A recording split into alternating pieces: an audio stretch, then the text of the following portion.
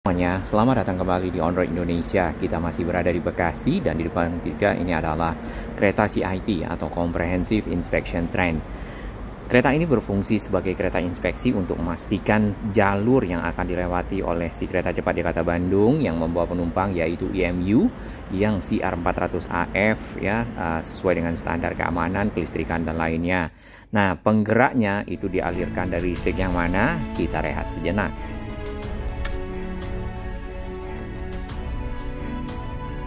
Terima kasih kepada sahabat baru yang sudah bergabung di On Road Indonesia dan sahabat yang terus mendukung On Road Indonesia berkembang lebih baik, berbagi informasi yang bermanfaat bagi kita semua, para pengguna infrastruktur, para pemerhati infrastruktur Jakarta dan sekitarnya. Baik, kita masih berada di sekitar kota Bekasi, yaitu di area Pekayon. Nah, di depan kita ini ada satu tiang listrik ya, tiang yang agak berbeda dibandingkan dengan tiang-tiang yang lain di sepanjang layang kereta cepat Jakarta Bandung. Di tiang ini nampaknya ada kabel ya, ada 1, 2, 3, 4 tiang nampaknya. Kemudian dari setiap tiang itu ada kabel yang turun ke bawah berwarna hitam. Kemudian di sebelah kanan atau sisi ke arah barat ya, di samping dari pagar sound barrier itu juga ada tiang yang agak berbeda dibandingkan dengan tiang-tiang lainnya yang ada di sebelah kiri. Kalau kita perhatikan hanya tiang, kemudian ada pengait. Nah, pengaitnya itu yang menggantungkan kabel ya, ada 2 atas bawah. Itulah kabel yang disebut dengan OCS atau Overhead Catenary System, di mana kabel itu mengalirkan listrik ya ke pantograf kereta ya, kereta cepat Jakarta Bandung, atau tadi kita lihat CIT itu ada pengaitnya di bagian atas, ada 2 ya di satu rangkaian tersebut.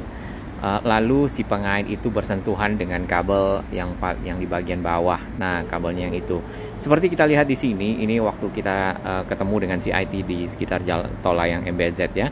Nah, di bagian atas ya, kita belum lihat. Nah, ini ada pantografnya lagi turun yang ini. Itu ya, si pantografnya ada pengait, kemudian si pengait bagian atasnya itu bersentuhan dengan kabel udara atau listrik aliran atas, namanya LAA ya.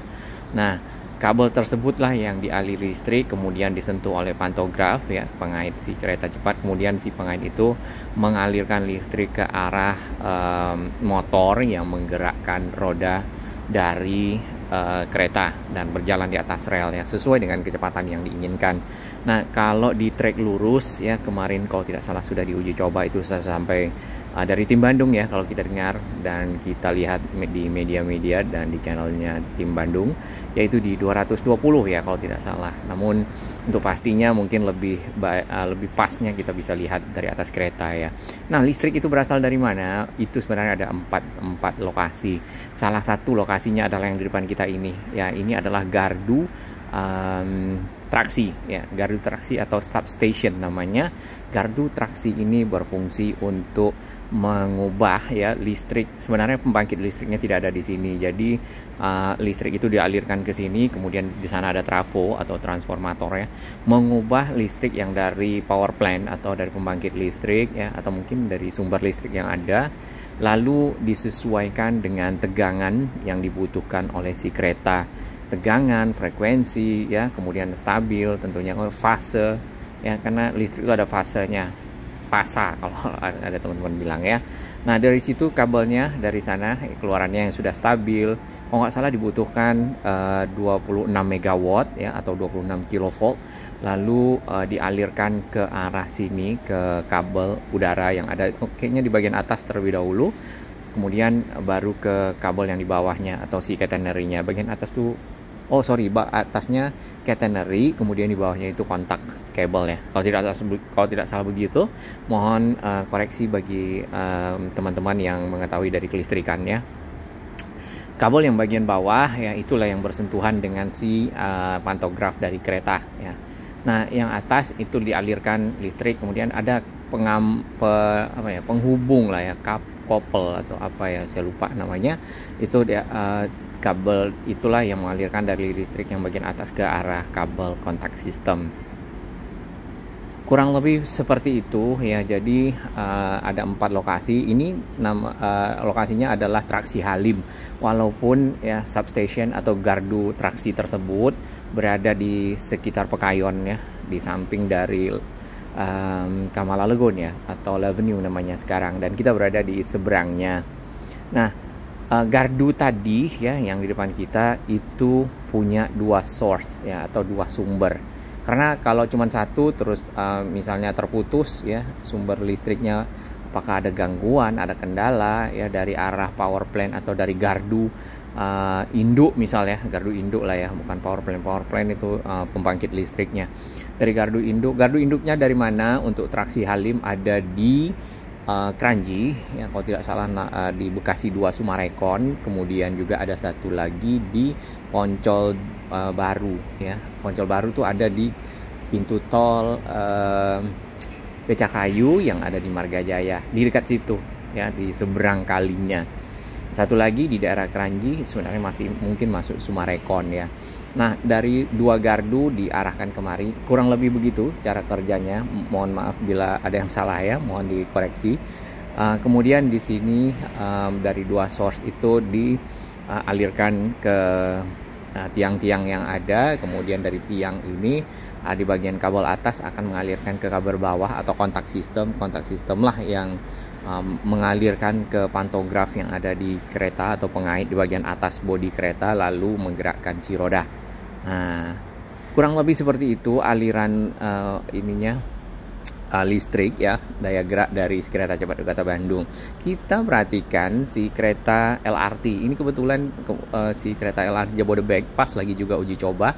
Hanya saja sayang sekali tidak bersama dengan kereta cepat Jakarta Bandung ya, kalau tidak pemandangannya akan lebih pas gitu. Di sini si LRT Jabodebek, si rangkaian keretanya tidak menggunakan listrik aliran atas karena tidak ada pantografnya ya, ada pengaitnya, tapi menggunakan listrik aliran bawah. Dan itu kita bisa lihat ada rel tambahan ya, rel tambahan. Nah, itu yang bagian bawah ada semacam rel lagi, di bagian kirinya kemudian terbuat dari aluminium ya, dan itulah yang menjadi pengalir daya listrik. Makanya kita perhatikan di LRT station ya, itu ada semacam gardu lagi, kayaknya itu juga gardu traksi. Namun daya yang dibutuhkan oleh si LRT Jabodebek tidak sebesar si kereta cepat Jakarta Bandung. Ditambah lagi mungkin jaraknya kali ya, tidak sepanjang Jakarta Bandung. Ini adalah stasiun kereta cepat Jakarta Bandung yang ada di Tegaluar ya, tanpa ada kereta rangkaian atau trainset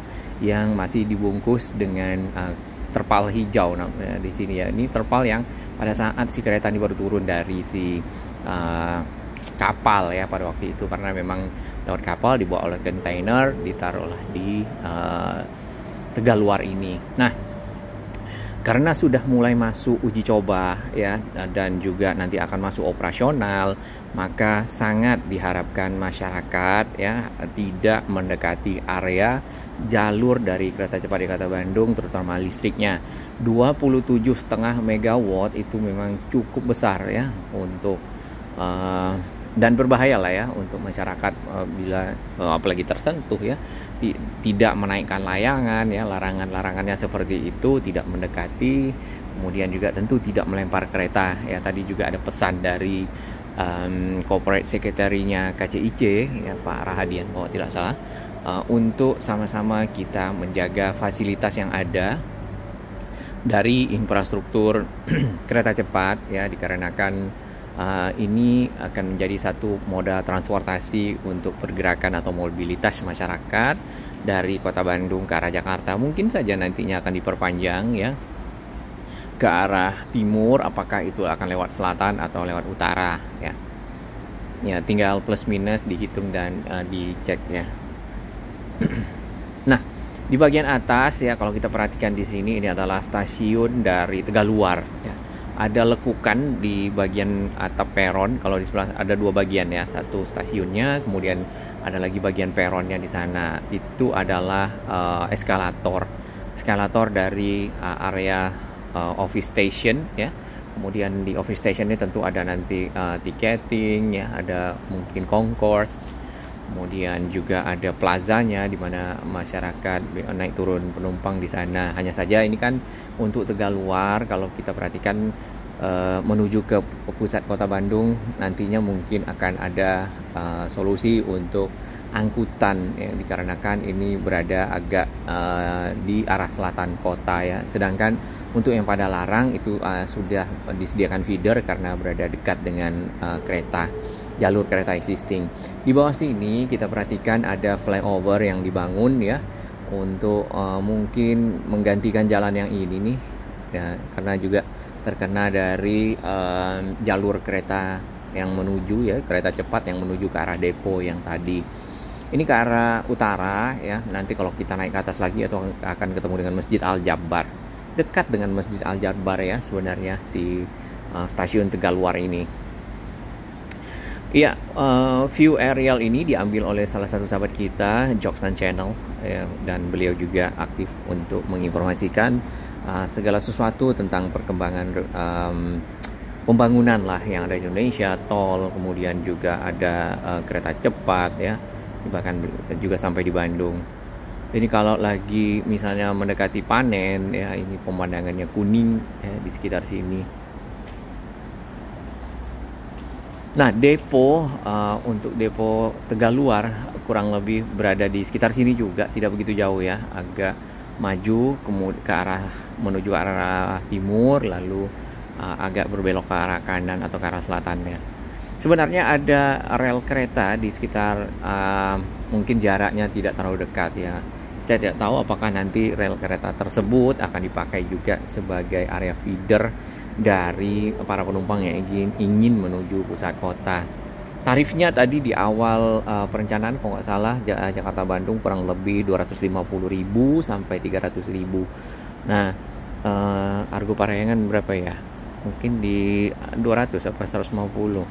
Baik, kita belum tahu apakah Argo Parahyangannya akan dipindahkan ya atau masih akan ada ya, tinggal menjadi moda alternatif yang berbeda bagi masyarakat ya. Di bawah tadi tuh ada batching plant ya. Di sana di batching plant itu ada area di mana ada silo-silo atau tabung-tabung yang berisi biasanya material-material untuk konstruksi. Ya mungkin pada waktu itu pembuatan stasiun diperlukan untuk yang dibutuhkan lah ya, konkrit ya, kemudian material-material lain pada saat pembangunan ya.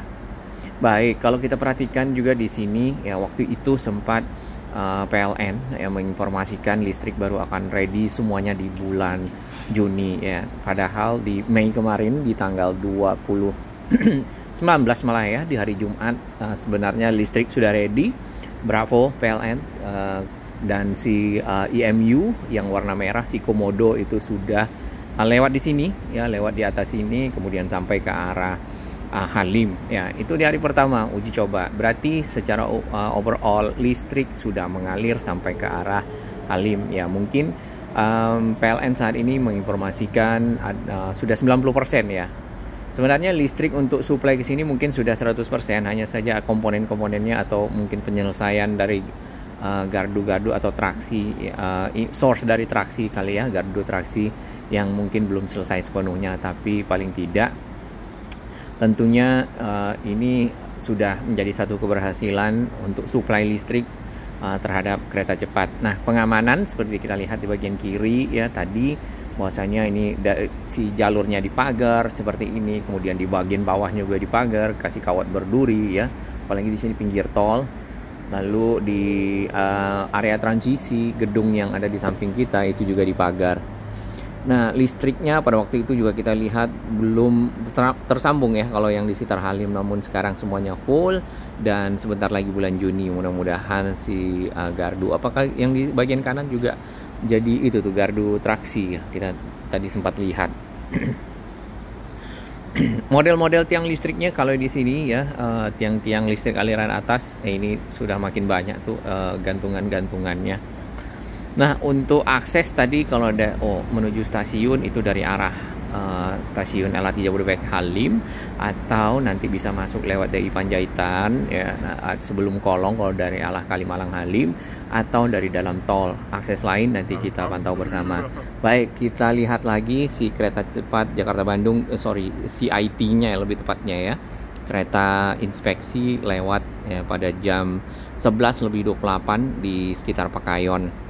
Di sini memang ada trek menikung ya di depan dari apartemen Kamala Legun situ, kemudian ke arah Jaka Sampurna menuju ke arah terowongan Halim ya. Si kereta CIT ini beberapa teman di Bandung tadi menginformasikan bahwasanya dia sudah bisa sampai di 220 ya. Treknya lurus mungkin ya. Di arah sini mungkin karena mau masuk kota, lalu juga ada trek berbelok, tapi berdasarkan informasi teman kita trek berbelok tidak ada masalah ya untuk speed 220. Namun di sini si CIT-nya belum kali ya. Kita tunggu aja. Baik, terima kasih dukungan sahabat semua ya, semoga teksnya lancar, kemudian ya, banyak juga yang menyebut tentang hutang ya, dan hutangnya terbayar. Mudah-mudahan Indonesia lebih baik dan menjadi negara pertama yang punya kereta cepat di Asia Tenggara. Sukses Indonesia.